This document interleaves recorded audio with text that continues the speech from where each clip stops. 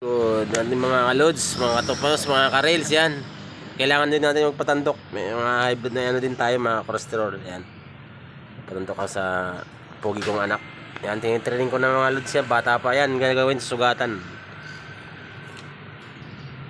May mga sakit kayo, high blood, rheuma, pasma, mga cholesterol, alay yung likod. Yan, PM lang kayo mga lods. Ganito gagawin sa inyo. Susugatan, yan, tapos sisipsipan. May mo sugat laki mo kunto. Talas turo dito eh. Yan. Yan ang gagawin doon. Susugatan. Yan. Yan lang mga lods. Masarap na pakiramdam nyo pag masakit katawan nyo. Mga barado na o mga ugat sa mga barado na mga patay na dugo.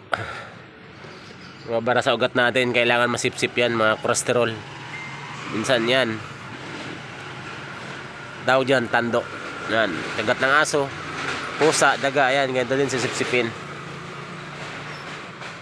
Eh, masakit yung likod ko mga lods. May tinandokan ako kahapon eh. Si Kaberne, parang lumipat sa akin.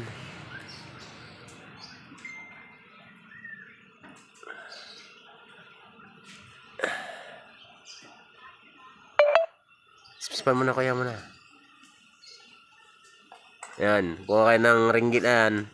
May nabibili niya mga lods sa TikTok. Nag-promote pa. Baka naman. TikTok shop madami.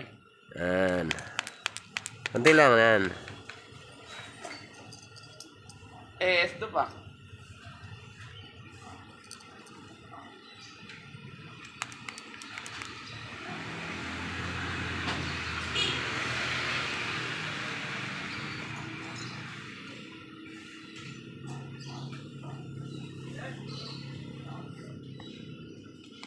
Dami agad guys oh. Ano na? Oh, ya. Napuno na agad doon. Nakita mo mga lods yan. Bago pa lang yan. Libre ano, 15 minutes yan. Tanggalin mo yan. Ang dami na agad oh. Ay, iniinda ko ito katawan ka. Hirapan ako makatulog.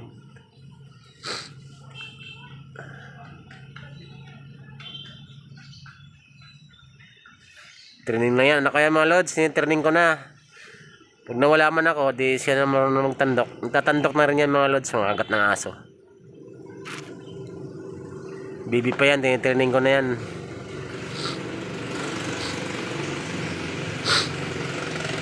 Nagpa-aral ko na. Aral sa ito. Mag-aral ka magtandok ko. Ako pag-aaralan mo. Ayan ang gagawin mga lods. Kailangan sa balat lang. Susugat hindi malalim. Sa first layer lang tayo mga lods kasi yung balat natin 6 layers yata balat natin, kaya sa first layer lang tayo susugat. Yan o.